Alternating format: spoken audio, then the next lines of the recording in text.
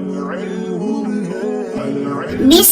الله الرحمن الرحيم. اللهم صل على سيدنا ومولانا محمد أفضل صلواتك بعدد معلوماتك وبارك وسلم وصل عليه. بسم اللہ الرحمن الرحیم. عزیز طلباء کرام، مختارات من ادب العرب سے بحمد اللہ تعالی آج ہمارا سبق نمبر 12 ہے، اور مقدمۃ الکتاب سے آج ہمارا الدرس العاشر 10واں سبق ہے. تو بڑھتے ہیں اپنے سبق کی طرف. ليس السر في فضل هذه الكتابات العلمية والدينية وتأثيرها وقوتها وجمالها هو التحرر من السجع والبديع وترسلها فحسب.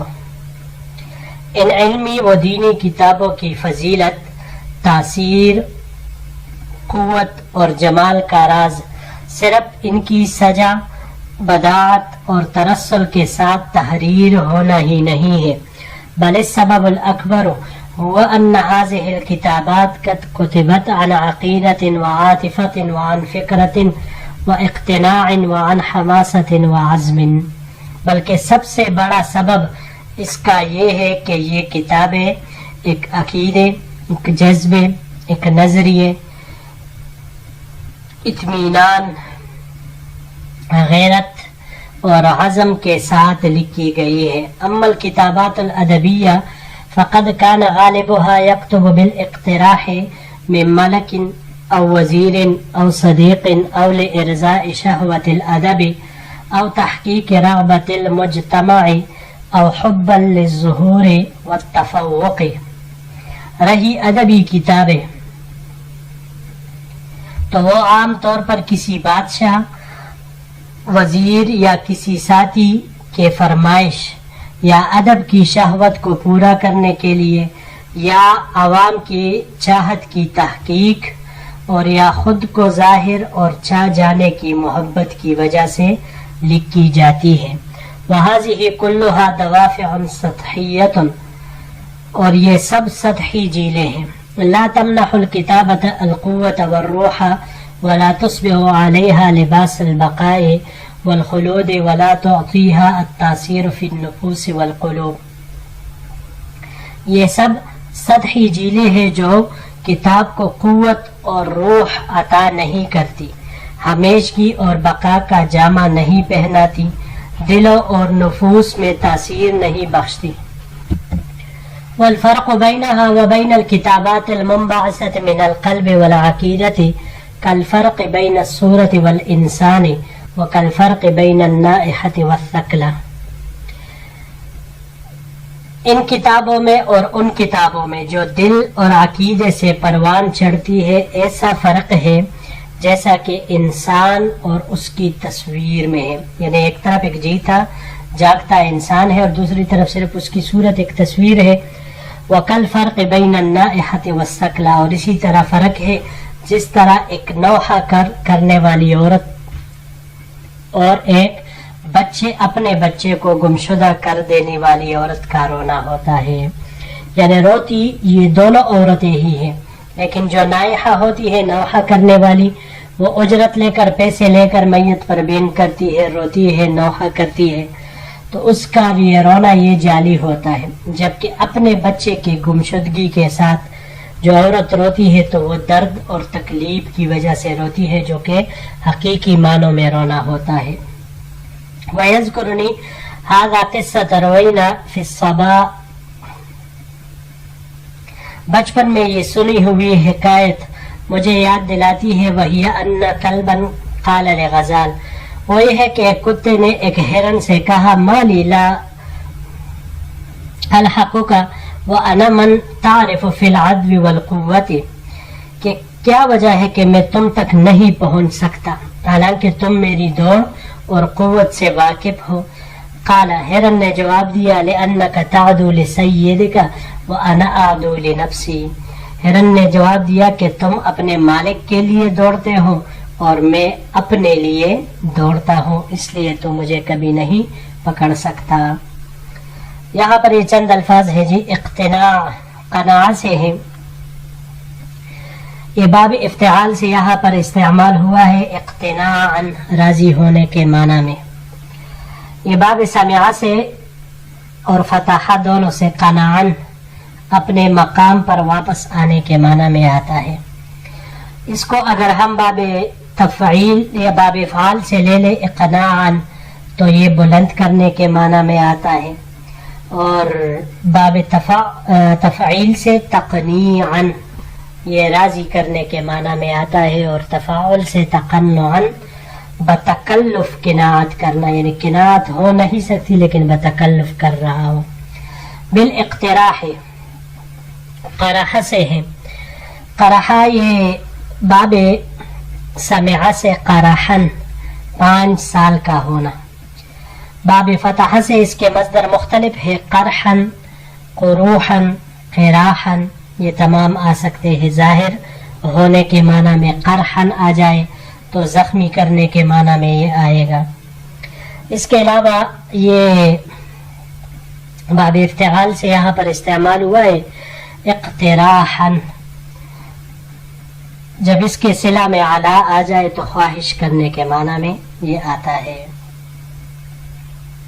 اور باب تفاعل سے تقرحن تو یہ تیاری کرنے کے معنی میں آتا ہے. لا تمنحو منحا. باب ضربا اور فتح سے منحن مصدر اس کا آتا ہے عطا کرنے کے معنی میں. اس کو اگر ہم باب تفاعل سے لے لیں تمنحن تو تمنحن یہ دوسرے کو کھلانے کو کہا جاتا ہے، یہی معنی اس کا آتا ہے.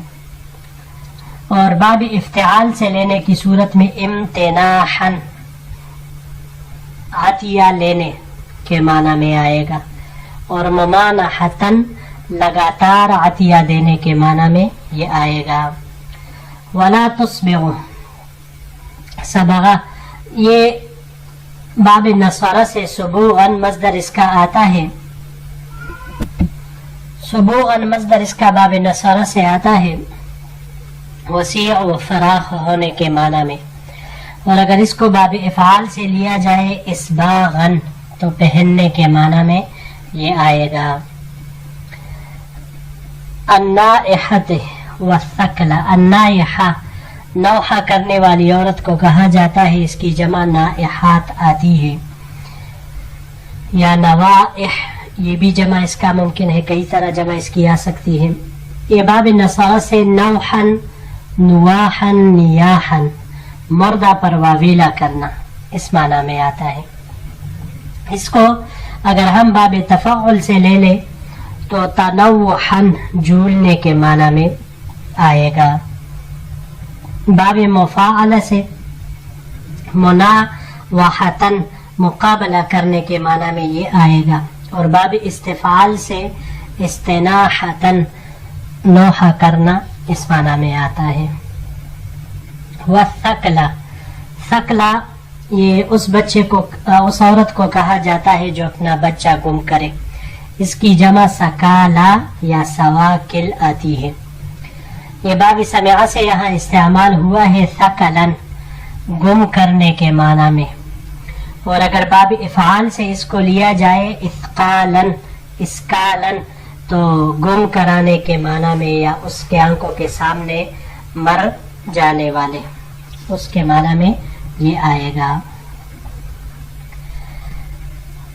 صبا الصبا صبو سے ہے، باب نصارہ سے استعمال ہوا ہے صبون صباءن بچپنے کی طرف مائل ہونا. باب سمعہ سے صباءن مصدر اس کا آتا ہے بچوں جیسے کام کرنا. اور اگر باب افعال سے لے لے تو اسباءن بچے والا ہونا اس معنی میں یہ آئے گا. اس کے علاوہ اس کو ہم باب تفاعل سے بھی لے سکتے ہیں تسبین کھیل کود کی طرف مائل ہونا. فی العدو العدو باب نصارہ سے عدون عدوانن دوڑنے کے معنی میں آتا ہے، اور باب سمعہ سے عدن حرکات کے ساتھ بغض رکھنا. اس کو اگر ہم باب افعال پر لے جائیں تو باب افعال سے اعداءً دوڑنے کے لیے اکسانا اس معنی میں آئے گا. باب تفعیل سے تعدیتاً جب صلہ میں عن آ جائے تو چھوڑنے کے معنی میں، اور باب تفاعل سے تعدیاً تجاوز کرنے، متجاوز متعدی ہونے کے معنی میں یہ اس سے آتا ہے. جی بڑھتے ہیں اگلے سلائیڈ کی طرف.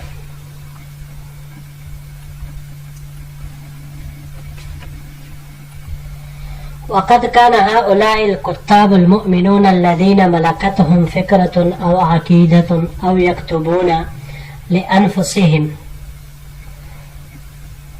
یہ مومنین کاتبین جن پر نظریے یا عقیدے یا اپنے جی کے لیے، اپنے دل کے لیے، اپنے آپ کے لیے لکھنے کی بادشاہت تھی.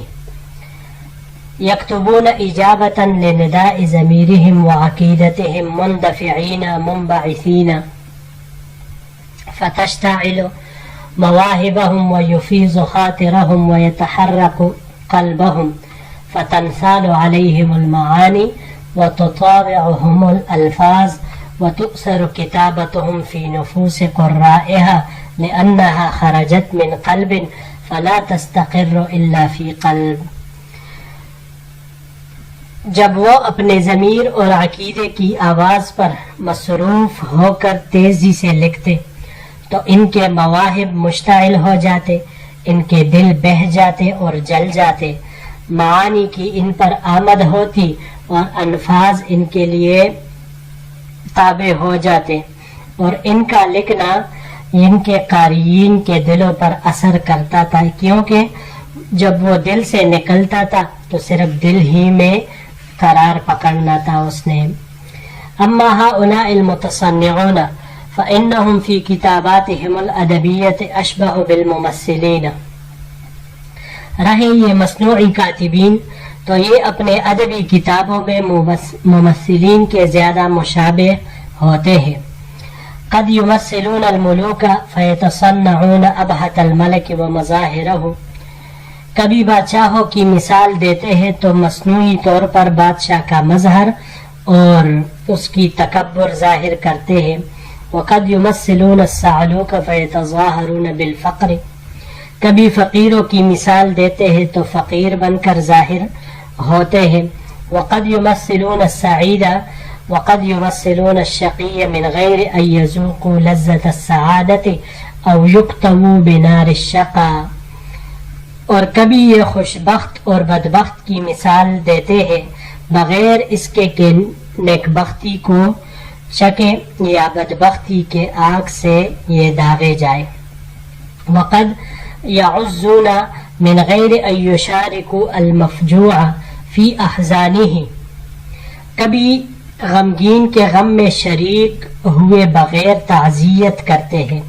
وقد يهنئون من غیر ان يشاركوا السعید فی افراحه. اور کبھی نیک بخت کی خوشیوں میں شریک ہوئے بغیر اس کو مبارکباد دیتے ہیں.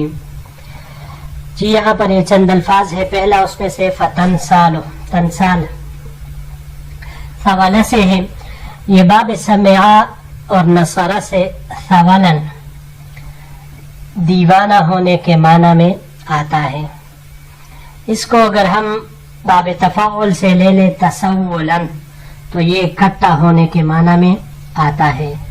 اور اس کے علاوہ باب انفعال سے انفعالن گرنے کے معنی میں یہ آتا ہے.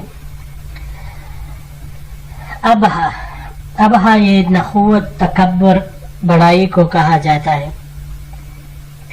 یہ باب فتح سے ابہن تاڑ جانے کے معنی میں استعمال ہوتا ہے. یہاں یہ باب تفاعل سے استعمال ہوا ہے تأبہن. جب اس کے صلہ میں علا آ جائے تو تکبر کرنے کے معنی میں یہ آتا ہے. اور اگر اس کو باب تفعیل سے لیا جائے تأبیہن تو پھر یہ خبردار کرنے کے معنی میں آئے گا. الصعلوک، صعلوک یہ فقیر کو کہا جاتا ہے، جمع اس کی سعالیک آتی ہے. یہ باب فعلل سے मस्दर इसका सालकतन मोहताज बनाने के माना में आता है, और अगर बाब तफाउल से इसको लिया जाए तो तसालुकन फकीर और मोहताज होने के माना में आएगा। युक्तवु कवा से है, बाब ज़रबा से कय्यन, कय्यन ये लोहे वगैरह से दागने को कहा जाता है, और अगर बाब इफ़आल से इसको लिया जाए इकवाअन तो फिर ज़बान से तकलीफ पहुंचाने को कहा जाता है। बाब इफ्तिआल से ये इस्तेमाल हुआ है इक्तिवाअन दाग लगाने के माना में ये आता है, और बाब मुफ़ाअला से मुकावातन बाहम गाली गलोच देने के माना में। अल मफजू' फजा से है, बाब फतह से फजअन और तफ़ईल से तफजीअन दर्दमंद करना, तकलीफ देना, दर्दमंद करना। बाब इफ़आल से इसको लिया जाए इफ़जाअन तो किसी को मुसीबत ज़दा करना, और इसके अलावा ये बाब तफ़ाउल से ले ले तो तफ़ज्जुअन दर्दमंद होने के माना में ये आता है। युहन्निऊना हनाआ, हनाआ तहनिअन तहनिअतन, ये बाब तफ़ईल से यहाँ पर इस्तेमाल हुआ है मुबारकबाद देने के माना में।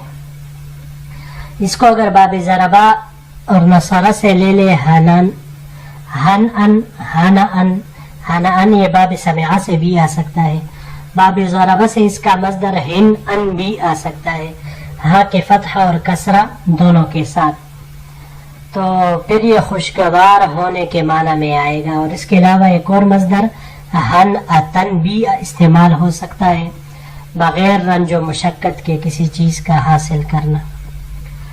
और अगर बाब फतह से हन अन आ जाए तो फिर तैयार करने के माना में ये आएगा, और बाब इफ़आल से एहना अन देने के माना में ये आता है। जी अजीज तलबा किराम, बिहम्दिल्लाह ताला हमारा ये सबक भी अपने इख्तिताम को पहुंचा। इंशाअल्लाहुल अजीज जिंदगी रही तो अगले दर्स के साथ फिर आपकी खिदमत में हाजिर होंगे। अस्सलामु अलैकुम व रहमतुल्लाहि व बरकातुहू।